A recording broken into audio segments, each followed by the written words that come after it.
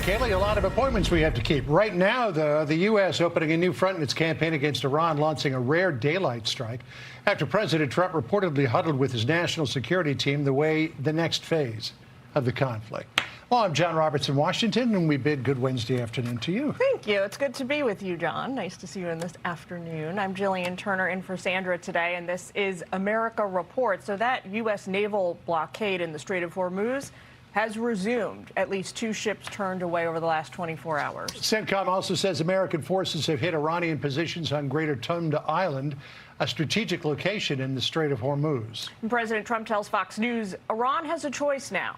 They can return to the negotiating table or else face a new wave of strikes targeting power plants, bridges, other critical infrastructure. Vice Admiral Robert Harward joins us in moments. First, we've got Fox team coverage for you. Trey Yingst is here in Washington. He has new details from his sit-down with the president. Senior correspondent Mike Tobin kicks us off. He is reporting from Tel Aviv this afternoon. Hey, Mike. And, Jillian, that rare daytime air raid syncs with what President Trump has been saying, that there's nothing Iran can do about it. But that round of strikes is now over, and night is now falling in this part of the world. So we wait to see if there will be a 5th consecutive night of strikes. Most of these strikes have been on the coast of Iran. According to Central Command, the narrative, anyway, is that the U.S. has been hitting the capabilities of Iran to threaten shipping in the Strait of Hormuz. And this follows 7 commercial ships that were hit crossing the strait. U.S. Admiral Brad Cooper said nearly a dozen crew members are missing, killed, or injured by the Iranian strikes. Now, the U.S. blockade is active. CENTCOM says 2 commercial vessels have been turned around. The president says the blockade means the strait is open to all commercial traffic except for vessels that stop at Iranian ports. Now, Iranians who have spoken publicly say they can endure the blockade. It will create disruptions. This economic blockade has certainly caused disruptions. But with people's resilience, we will certainly get past this historic turning point. The United States is seeking our destruction, and it will do whatever it can to achieve that. Here in Israel, Prime Minister Benjamin Netanyahu's office says he has a trip planned for the United States now for the funeral of Senator Lindsey Graham, but the timing is not locked in on that. Now, Netanyahu's office says he does want to meet with President Trump while he's in the state, but, of course, nothing is locked in. Jillian, back to you. All right, Mike. Thank you, Mike, in Tel Aviv for us this afternoon. Thank you. John? All right, let's bring in Chief Foreign Correspondent Trey Yingst. Spoke exclusively with President Trump at the White House yesterday. Great to see you this side of the Atlantic Ocean, my friend. Nice to see you. Great to be here. You've been doing great work over there. We should point out in the interviews that were in Mike Tobin's piece, I mean, it's not like you're going to hear a dissenting voice, right? Wanted to get your assessment of where you think the situation with Iran is on the ground now.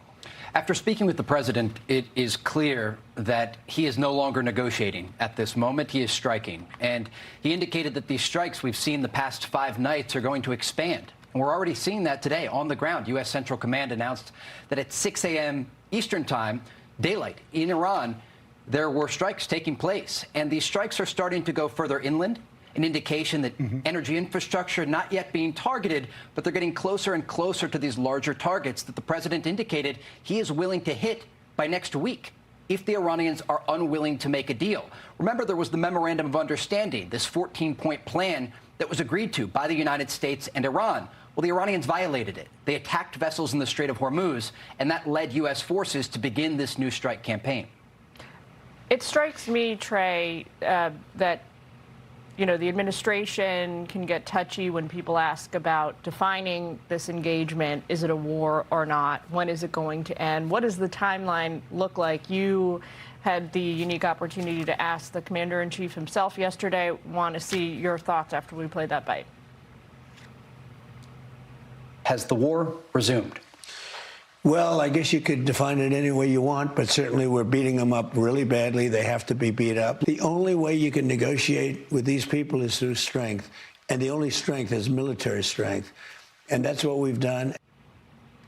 Why do you think the resistance to defining this as a war? I asked the president again later in the interview, is it fair to characterize what is happening right now as a war, the war resuming? And he said he didn't want to get into the specific language about that, but he said this is the resumption of a full-scale military operation, a large-scale military operation.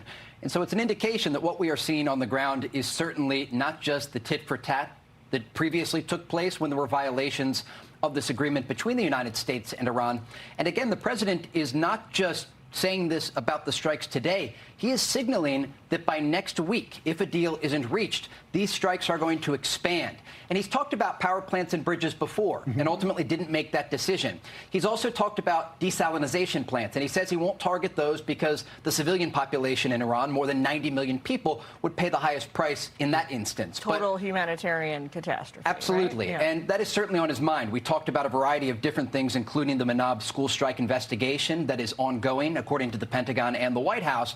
And he said that ultimately it may never come to a conclusion.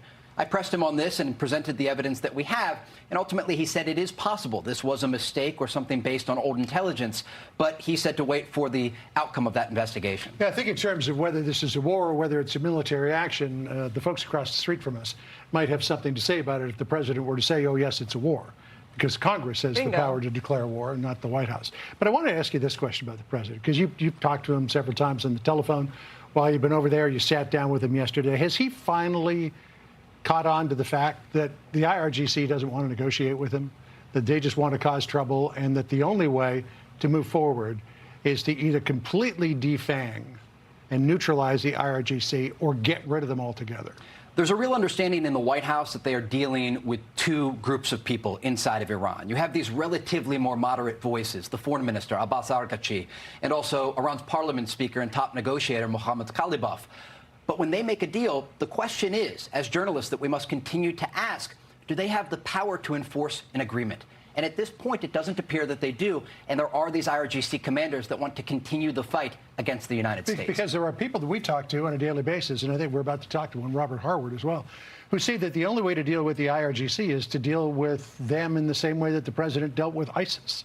And I asked the president about this because you have these hardliners who, again, it's not just the deeper installations, the nuclear facilities and the command centers and production lines inside of Iranian territory. When you look at this coastal area next to the city of Bandar Abbas, right on the Strait of Hormuz, into the Persian Gulf, the Iranians can disrupt billions of dollars worth of international shipping with a small whaling vessel or a drone or a cruise missile, things that they still do have in their arsenal. Now, the president wouldn't indicate how many missiles the Iranians have left, but the bottom line here, Iran can continue to try and disrupt shipping, and it raises this broader question about how the president is going to handle this Iranian regime that at this point appears unwilling to make a deal.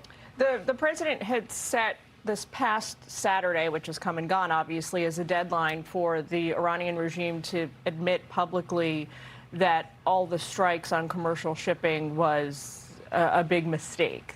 They obviously didn't. But there was reporting that they did so sort of privately behind the scenes to senior Trump administration officials. Do you have any sense of if that happened or not? What's interesting is there are clearly back channels with the administration and the Iranian regime. I asked the president, when was the last time you spoke with an Iranian official? And he said, my team spoke with Iranian officials an hour ago. And it gives you a sense of the real-time updates that the administration is getting and also the warnings that they are delivering behind the scenes. You also have these other regional players, Pakistan and Qatar, that are continuing each and every day to try to bring both sides back to the negotiating table and reach a more stable agreement. But the memorandum of understanding was a relatively stable agreement, and it was violated. And so the question is, could they reach another deal that ultimately the Iranians will adhere to? This idea of the president or the negotiating team talking with the Iranians on an almost consistent basis. There are some people, David Ignatius, among them, who are saying the best thing the president could do is stop talking about Iran, stop talking to Iran, just keep the bombs raining down, keep the drone boats going in to places like Bandar Abbas or the U.S. one-way drones, and don't say anything, and let them twist in the wind until they finally get scared enough that they come to Washington with hat in hand and say, okay, let's negotiate. But this constant back and forth allows Iran to, on a daily basis, get PR wins. It's certainly one perspective. And when you think about what the Iranians are viewing, they are looking at a massive U.S. military presence in the Middle East right now. 50,000 U.S. service members, aircraft carriers, destroyers. You have fighter jets and refuelers staging even in places like Tel Aviv. The Trump administration is prepared for this to unravel further. And the Iranians understand that. And so this idea of what comes next, they have to be calculating. how they're going to approach this administration that at this point is willing to continue the battle against Iran. And right now it's a battle for the Strait of Hormuz and control of that strait. But very quickly these things can unravel and expand. Well, Trey, thanks for coming in to see us. Don't be a stranger. Come back soon. All right. Safe travels back home. Thank you. Thanks for having me. Congrats on your interview Or with safe the travels president. back to the Middle East. 'Cause Yes. I know home's in Pennsylvania. Thank you, sir. Be sure to like and subscribe for all the Fox News latest on YouTube and catch full shows streaming now on Fox One.